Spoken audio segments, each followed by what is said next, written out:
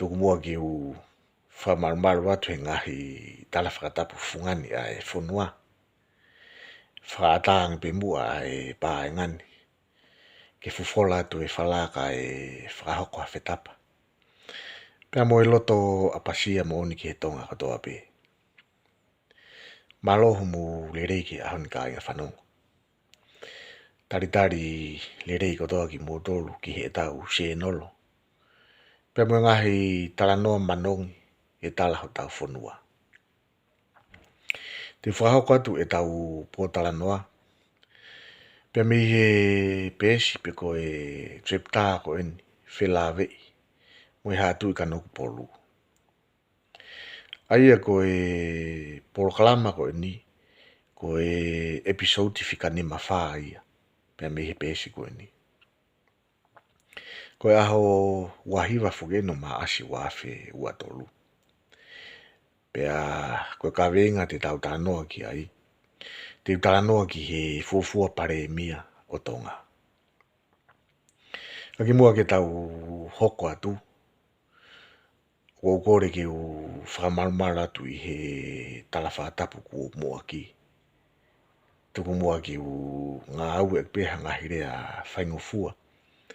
Mua ngā hirea ngā maheni peko i hui ke mahinongo fua e tau pōtara noa.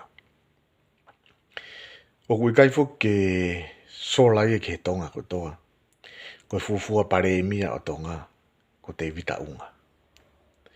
Pea o kui kai ke pūri ia ko te vita unga ko e aro ia pe ko e foha ia o se astupo ulaki.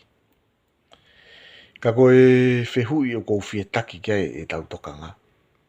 Ko e hana e pare mia ai a te vita unga. Hiri ko iana e iai e whanau ia, pe koe whanga alo o Shastupo Ulaki, pia mo Queen Charlotte lupe pau. Ka pau te mo manatu ki he tau proklama whakamui mui. Nā tau tala noa ai ki a kuni lupe pau. Pia nā whakari kai pia mo ngahi mo oni whika waki, pia mo Shastupo Ulaki. Pia koe taha ngahi mo oni ko ia. Ko lupe pau u, na e ulaki mari ia, pe mo lau fritonga. I he taimi ta tau pe, ko Shastupo Ulaki, na e osi iai, e ne ngahi alo ana ia ki mua. Pea koe ka venga ia koe ana ko stapa au ia ki ai. Ka koe o atu pe ke tau whakatoka ngai e ngahi moni ko ia. Pea neongo ko lupe pau una e ulaki maria pe mo lau fritonga. Pea neongo ko Shastupo Ulaki na e osi iai ne whanga alo ana ia ki mua. Ka koe taimi na e mariai a lupe pau pe mo Shastupo Ulaki. Koe taha ni neongo mea mahu inga e ua whikau aki pe mo e mariko ni. Koe Ulaki koe mariko ni. Pe koe taane koe ni nei whakahoko ia. I he lotu whakakaristiane. Ono ua. Koe taane koe ni a lupe pau pe mo Shastupo Ulaki. Nei whakahoko ia whakatatau.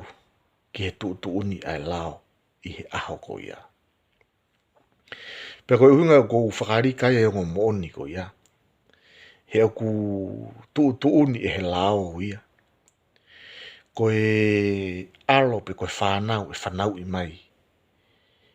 E lupe pau pe mo Shastupo Ulaki. Ko ki nau tōru ia te nau mau ai totonu. Ki he taloni. Pe kono whakarea koe ki toi mahino ange. Ko ki nau tōru ia te nau ea ki he taloni.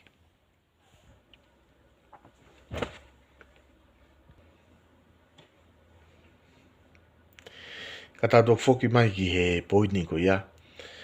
Ka kouloto ki tau hoko atu. Ki he ongo alo o Shastupo Ulaki. Pea mo Queen Charlotte lupe pau u. Ka tātou ki hoko atu. Pēna ia e ongo alo i toko ua. asiastu po ulaki. Pea mo kuni sa alo te lupe pau. Ko e uluaki ko tuaki tau. Ko e mea pangona e pekia ki eiki si au pitopea tuaki tau. Pea ko e alo e taha, ko vuna. Pea koe na iloa ko siasi vuna taki maalohi. Ko vuna na e osi mahino pe ia whakatatau ki he lao o e aha ko ia.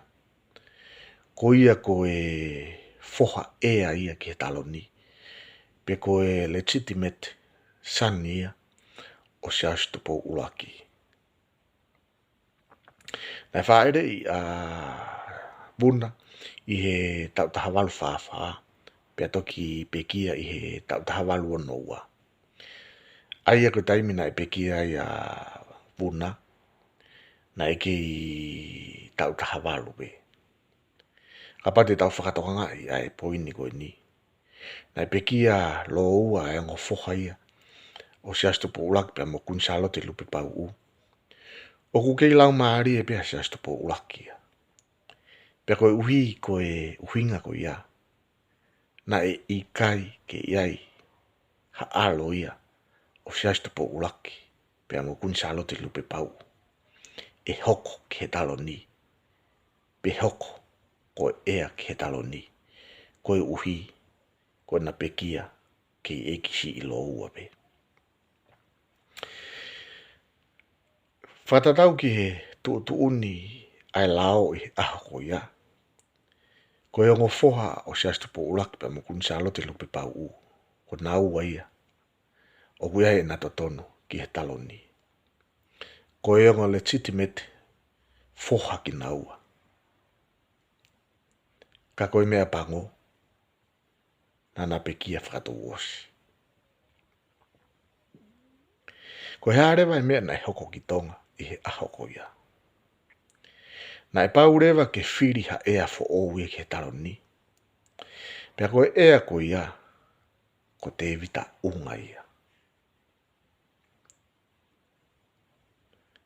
Kapa te muumana tui e kulawe ki mua. Ko te vita unga pena ilo ko te vita unga mutangi tau. Koe foha pe mui ia. Pe koe alo pe mui ia o siastu po ulaki.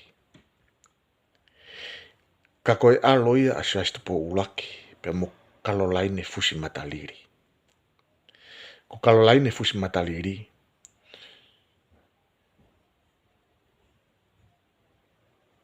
Koe ne hau anaya pe mehe laine fusi tua.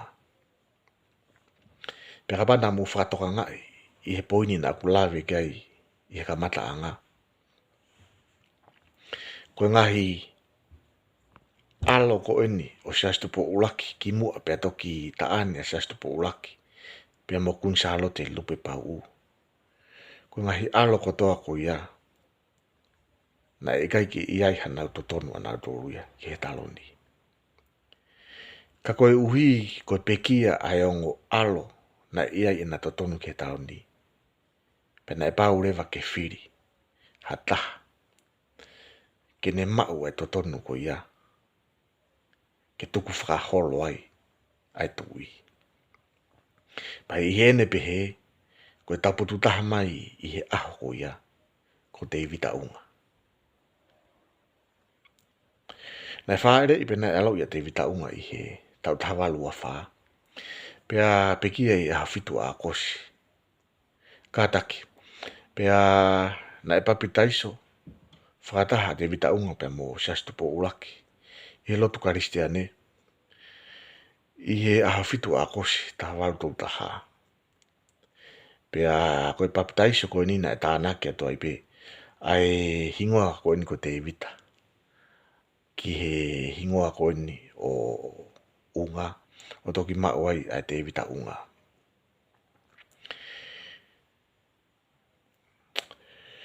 Na heo ko foki a te vita unga koe ko wana re o wawa. Pea koe taha foki o ngahi mea na e ilo i aki a te vita unga. He na e po uri hono mata e taha. Pe na e kui hono mata e taha. ua e lau o pehe koe mea ai ni mahalo i he tau pe koe lau e whaahinga e na e mahalo koe eksiteni pe o si i po uri ai hano fofonga. Pe wai mo to e moni taha whilawe i pa mo te vitaunga. Pe he na e ai hono ongo fo i tuhu e ua. Na e osi motu mo ia. Pe koe taha ngahi i whamatala ki ai o pe he. Koe taha e nio ngahi u tribute pe koe ngahi u whilau lau a te vitaunga. Ke taimina e hoko ai ha taha i hono whare. Pe koe whare a hou eiki. Na e tofanga i ha whaahinga mamahi. Pe ko ha whaahinga a mahaki. Pena e paurewa ke tuusi. A hono ongo tuhu.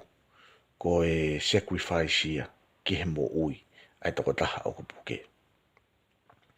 Ia rako Januari tawalu fitu ono.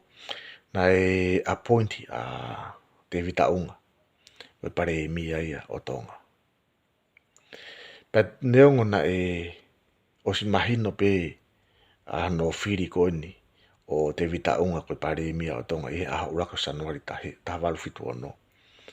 Kana e whakalau i ha no whiri o te vitaunga i he konistu tone koni o taha walu fitu ni ma.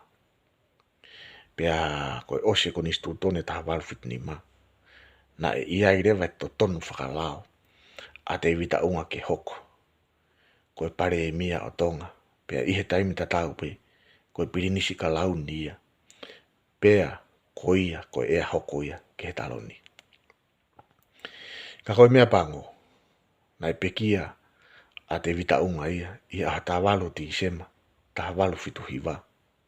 I o kaladi no usila. Ko ne pekia koe ni. Ko tau pia e tolu mahina e taha e ne hoko koe pare e mia o tonga. Pea kapate mu whakatoka ngai. Koe pekia koe ni a te vitaunga. O kukei lau maari e pe. A ene e ki anaia a siastu po ulaki. E nā tok pekia a siastu po ulaki e i he tau taha walu. Hiwa tolu. Whakafofua. Kua nea usia e tau hiwa ngofuru maanima.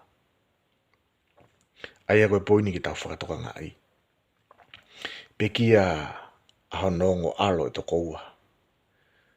Nana ea ke talo ni. Toi pekia pia mo te vitaunga. Koe pirinisi ka lau ni hoko uia. Pia mo i pare e mia atonga. Oku kei lau maari e pe a siastu po ulakia. Pia koe uhinga ia na kosi lavi ki ai i ngai prokalama ki mua. Na e whono ngai a ea ke talo ni i he ofe fine o te vitaunga. Koe uhi he nai o si pekia kotoa. E whanga aloia o siastu po ulaki. Kaike, koe pekia koe ni e fufua pare e mia atonga a te vitaunga. Koe uhinga ia na e toi foki mai ai a misa peika. Ki tonga, hiri hono tuku ki tua, mi he ngau e whakan misnare. Pea koe uhinga ia na ku whakatoka ai e ngu prokalama koe ni. E koe prokalama hoko te utala no ai. Ki he uhinga na toi foki mai ai a misa peika ki tonga. O hoko koe pare mia whika ua ia o tonga. Ai koe ka veinga ia a e tau prokalama hoko mai. Te utala noa ki he uhinga na e toi foki mai ai a misa peika ki tonga. Ngara ngai e tau ki prokalama ki he ahoni. Whamore more atu ka pana e tō hawhetapa ki tua. E taimi ta tau he kai ke tuku no atu e ngai tala noa fungani pe me he se nolo koe ni. Whawhi e toi peki mo tolu ke mo subscribe mai. Ka mo umau e ngai tala noa maari e koea. Tau vete mo ai ki he ahon. Lewe rewa e whetapa. Tua whātu.